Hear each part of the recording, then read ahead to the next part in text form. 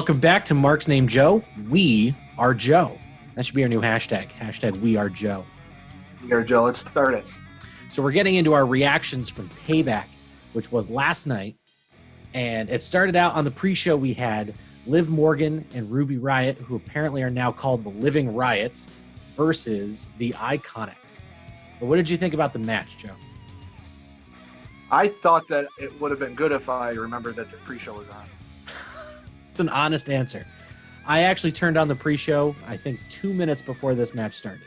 It was a pretty standard women's tag match. It felt like it belonged on a Raw. And it felt like the storyline that they were trying to tell was that, hey, we've been telling the same exact story for 6 weeks now. And because at some point in the match, I think it was Peyton hit Liv, but Liv didn't see what happened. And they tried to play it off that Ruby hit her. And it ended up just being this big kerfuffle.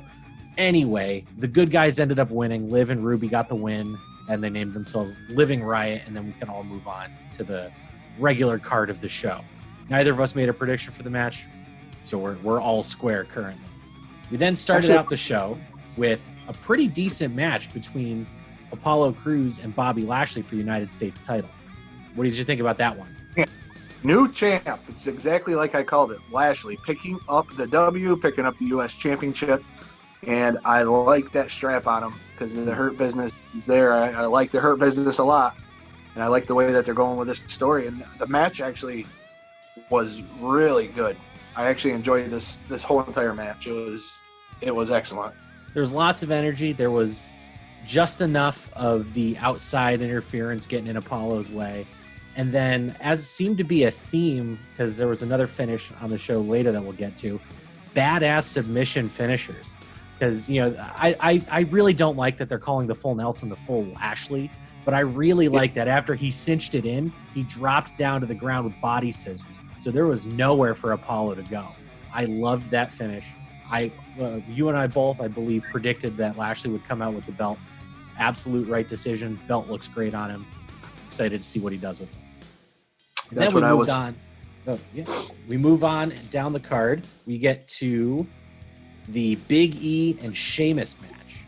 This is a match that was announced moments after our predictions went live, so we didn't have a chance to make a prediction for this match. But I really thought this was a great showcase of what Big E has been having just suppressed by being not necessarily stuck with, but having just being considered a member of the New Day for so long.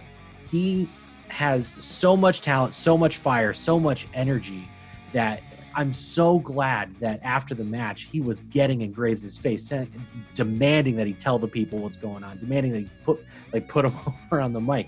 It was great. The match had a lot of fire. I loved everything that happened, except for Sheamus's stupid hat. He was wearing a fedora in the pre-match picture. I guess that's just me being overly internet wrestling fan-y, but that's what I thought. What did you think? I thought the match was awesome. It put Big E exactly where he needs to be on a singles run. It pushed him. He looked very strong. I'm going to be saying this throughout the whole entire episode. Strong. It made a lot of people look strong, but Big E came off looking really strong in this.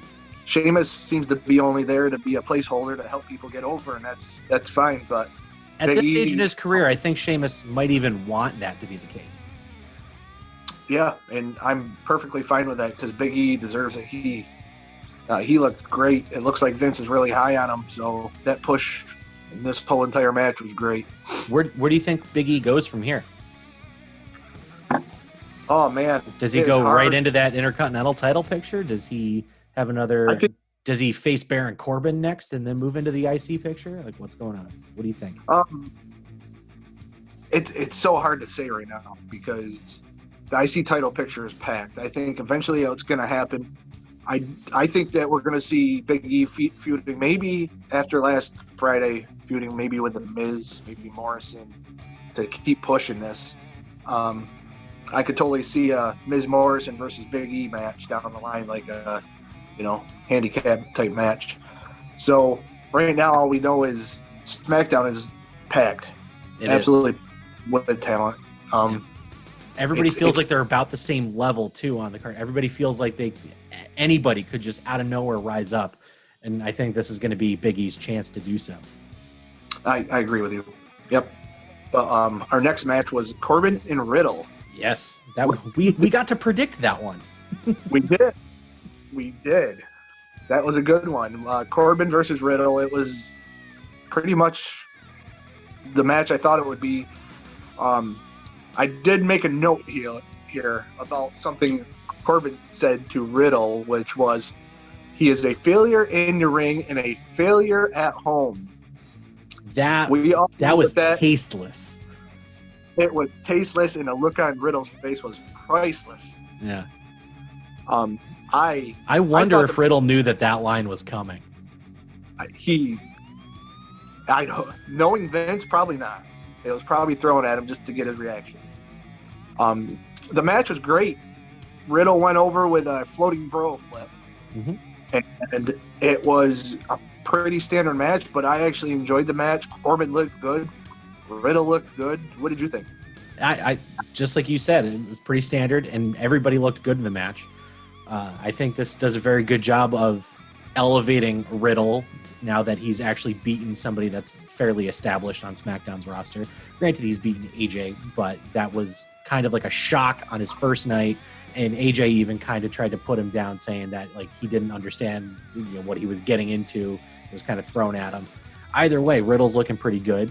I think that it's interesting to see the ascension on SmackDown of both Riddle and Big E going at the same time. They're both faces. They're both going to get over with similar crowds of people, but also with almost polar opposite groups of people at the same time.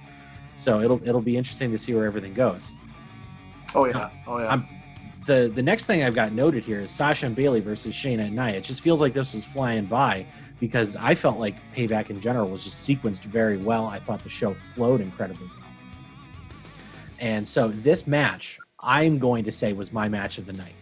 And if you told me at any point before yesterday that I would say my match of the night at a WWE pay-per-view included both Shayna Baszler and Nia Jax, I wouldn't have watched the show.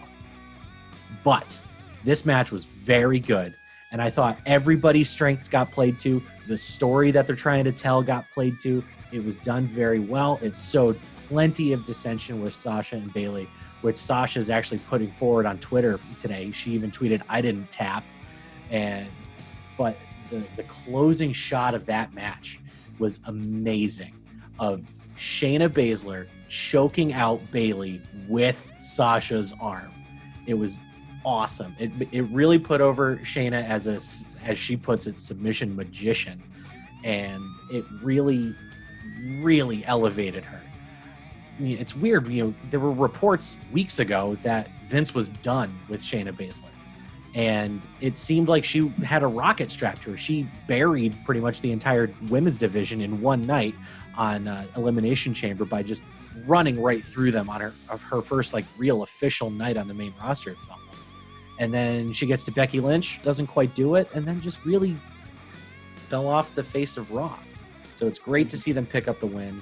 I like the straps on people that shouldn't have them. It's a tag team title division. It's going to happen. What do you think? I thought the match was great. You're right. Match of the night easily. The finish, I watched the finish a couple more times. I went back and watched it, and it was just the way that she choked them out, and the expressions on Bayley's face and the expressions on Sasha's face. And I'm not going to say anything bad here either about Nia, because they showcased her strength in that match. They did a good job of presenting her in this match.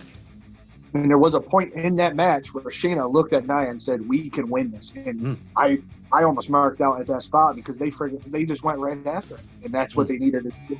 They needed to keep Nia and Shayna important. And that's why they got the straps. This is the perfect way to do it with this entire Bayley-Sasha deal that's going on. This is I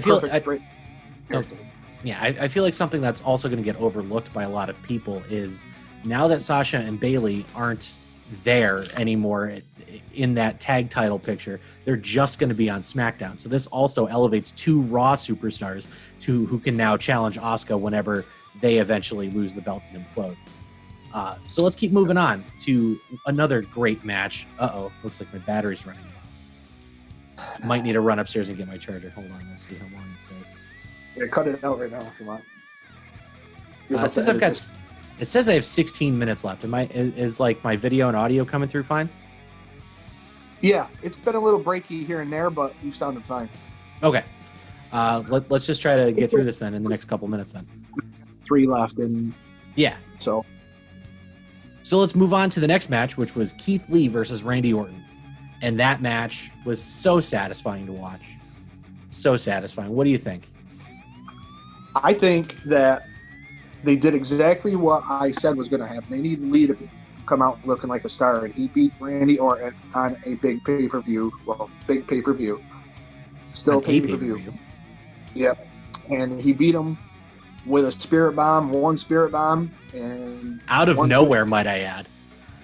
It was good. It was a solid match to do what Lee did, and then Orton. You can say what you want about the guy. That he sold the end of that match great, rolling out of the ring and just being a disbelief that he just lost. Mm-hmm. And it was absolutely perfect for Lee and exactly what they needed that match to look like. It was well done. I feel like that match served a lot to shut up the criticism after Raw. I think I might have said it in our video. I know I said it on a guest podcast appearance. Monday Night Raw was not Keith Lee's debut.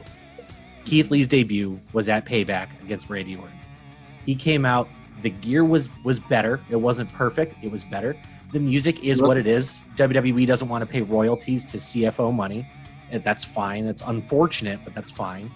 But he beat Randy Orton, who's been in a blood feud over the WWE Championship, in a 10-minute match, squeaky clean in the middle of the ring. Keith Lee's a star. Yes. And that's all that there is to say. The man is limitless. He's a star. And let's move on to another guy who I actually think is going to be a star pretty darn quick.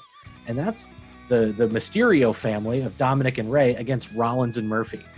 I thought that match was everything it needed to be and more. I wish we got this match at SummerSlam instead of Dominic getting whipped with a kendo stick for 20 minutes. But that match was still okay for story. This one was just entertaining wrestling from start to finish. What do you think? Well, the match was good. I was busy looking in the crowd for people and friends on Twitter that were saying they were in the crowd. But overall, the match was good. I'm glad the Mysterios won. I want to point out that Seth took a really good kick to the head by Buddy in the match, accidentally, but I'm sure that's going to lead to something, probably tonight here on Raw. Maybe I almost called him Buddy. Maybe Murphy begs for his forgiveness. Maybe he tries to atone for his sins against the Messiah. Either way, the only criticism I have of this match is this means the feud has to keep going. And while it's been an interesting feud, they've actually done a decent job. I just worry that they're about to jump the shark in a hard way because they have Rey Mysterio versus Seth advertised for tonight. So it's kind of hard to think, like, what are they going to do? Like, how are they going to pull this off and keep the feud going and staying interesting? I don't think it will be with Hell in a Cell coming up and the rumor that Seth wants the time. You think it lasts all the way to Hell in a Cell? It's possible. It's WWE, so it's possible. Anything's possible. And then we get to our main event of the evening, the triple threat, no holds barred, the Fiend, the Monster, the Dog for the Blue Universal Championship. And I will gladly say that every prediction I made was wrong, because I thought Roman Reigns was still going to be presented as a face, just for a little bit, but as a totally different dynamic of being a face. And then it was going to turn into something totally different, but he's a heel in every way, shape, and form. He's yelling at the ref, "Count, bitch." He's kicking Bray Wyatt in the dick. He's waiting until the ring breaks and the match is 3/4 over before he even enters. And then he wins. I'm okay with it, because if Roman Reigns is a heel, get him over as a heel big time. What do you think of that match? I thought that the match, the Braun and Fiend stuff was pretty normal. It felt just what they've been doing with the whole feud. It's just them being brutal to each other. When it came down to it, I marked out a few times. One was when the ring broke, because that always makes me laugh. Yeah. Charles Robinson flailing and then flopping out of the ring was priceless. He took a heck of a flop, and I marked out for that. I marked that whole spot was great. And they timed it perfect. Roman came down, Heyman was with him. They signed a contract. He comes in and he beats him up with the chair, and we all knew Braun was going to take the pin either way. So the Fiend still comes out of this looking strong. He didn't eat the loss. Technically, he didn't eat the loss. It was Braun, and we got heel Roman. And this needed to happen years ago, but this could be really good depending on what else they do. And we got to talk about the fact that SmackDown has nothing but heels right now. They got to do something over there. Well, Big E seems to. Well, then again, he's got a lot of aggressive energy, but I think he's still a face. Matt Riddle's a face, but beyond that, I think Jeff Hardy. But to get to Roman's level, there's nobody that's a face that's near Roman's level unless they genuinely repackage the Fiend as a face, which I don't know how that works. I can see the Mr. Rogers Bray Wyatt character being a face, but I don't see the Fiend being a face. And they've clearly thrown all convention to the wind with Braun Strowman. He's no longer anything. He's just a monster among men. He's devoid of alignment. So overall, I was actually really excited watching Payback. It felt like I didn't even feel like I was watching a WWE show based on how some of the weekly build has been for even SummerSlam and the week leading up to this. It was a 2.5-hour show. There were great wrestling all the way through from beginning to end. I feel like it elevated a whole bunch of talent on the show. You even said earlier that the word strong is going to come up quite a bit. I would totally say that almost everybody came out of this pay-per-view looking better than when they went in, with maybe the exception of Seth and Buddy Murphy. It's debatable. I think they all did what they had to do. It was a good show overall. Yeah. All right. One thing that did surprise me, though, was Retribution. Retribution wasn't at SummerSlam. Retribution wasn't at SmackDown. Retribution wasn't at Payback. What do you think's going on with that? Did they drop it? Someone on Twitter, when I posted something earlier, pointed out to me that every show that Roman's been involved in, Retribution hasn't showed up. Read into it as you will. It's either they're pushing him aside because they know Roman's the big guy that they want to push, or he has something to do with it. If they don't show up on Raw tonight, I want to say that the angle is dead. Which would be a darn shame, because at first it was cool, and then it got really, really, really campy. And then when they started destroying the Performance Center, it actually got cool again. Like sawing the ropes. I liked that. I liked the last little destruction bit that they did where everybody seemed to get beaten up around Braun Strowman. That was pretty good. So I hope that it hasn't been dropped, because that seems like that's like the most WWE thing they could ever do. But like you said, if they don't show up on Raw, you got to start asking these questions. But, we'll find out. I like that Roman idea, though. It'd have to play into it, but it could work. Anything can work. Either way, those have been our reactions to Payback 2020. We are Joe. I'll leave that as a big old hashtag across the screen. We are Joe. Thank you for watching episode 2. So sweet.